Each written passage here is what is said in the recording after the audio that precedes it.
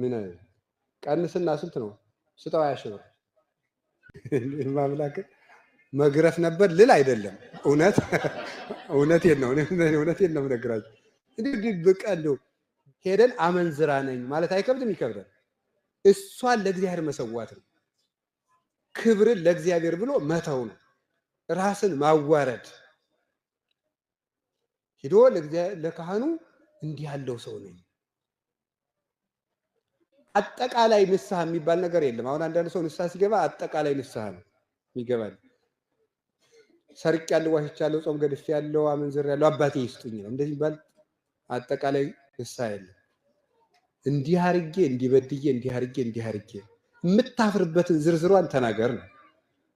ያችን የምታሳፍርህን ነገር ለእግዚአብሔር ብለህ ስትተዋት ክብርህን ስትተው ምን ይባላል? ይሄ መስዋዕት ይባላል።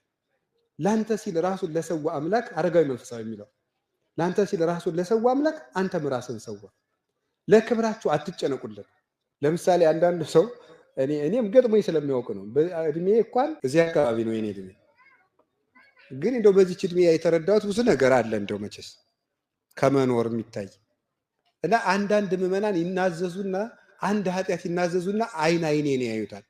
ጀጅ አድርጎኛል እንዴት ነው አላደረገኝም ብለው ማለት ነው። ይጨነቃል ሰው። እንደው እኮ ይገርማል። ተናዞ ጨርሶ ራሱ ከሄደ በኋላ ታዝቦኛል አልታዘበኝም ብሎ ነገር ሳይረሳ ራሱ ቼክ ለማድረግ ይደውላል። ታዝቦኛል ቅድም አልታዘበኝ እስኪ እንዴት ላለ ንግግሩ ሲሆኑ እንዴት ነው አወጣጡ ብሎ ማለት ነው። አትጨነቁ ለራሳችሁ። እግዚአብሔርን በድለ ነው የለ እንዴ? አንድ ተራ ሰው ፊት ብትዋረዱ ቁም ነገር አይምሰላችሁ። በንጉሰ ሰማይ ወምድር በእግዚአብሔር ፊት እኮ ጨርቃችን አውልቀን እንታወቃለን። እንደ ስጦ ተሰጥተን ነው የሚያውቀን እግዚአብሔር። ሰው ነው ለብሰን የሚያውቀን፣ እግዚአብሔር እርቃናችን ያውቀናል። ባዶአችንን ያውቀናል። የውርደታችን ላይ አይቶታል እኮ እግዚአብሔር። ምን ያስጨነቀ?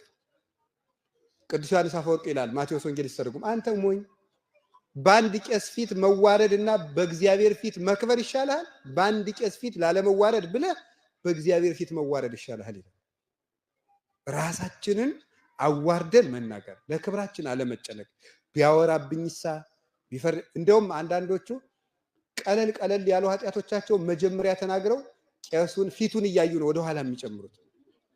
ከዛ በል እንግዲህ ገብረ ማርያም በይ እንግዲህ ወለተ ማርያም ንስሐው እንግዲህ ይሄ ነው ሲሉ ቆይ አባቴ ረስተውት አይደለም። እንደዚህማ ጥሩ አባት ከሆኑ እስቲ ዋናውን ልንገረውት አይነት ነገር ነው። እንደዚህ የማይቆጡ ከሆነ ቆይ ዋናውን ላምጣው ነው። ስለዚህ እንደዚያ ከማለት መጀመሪያው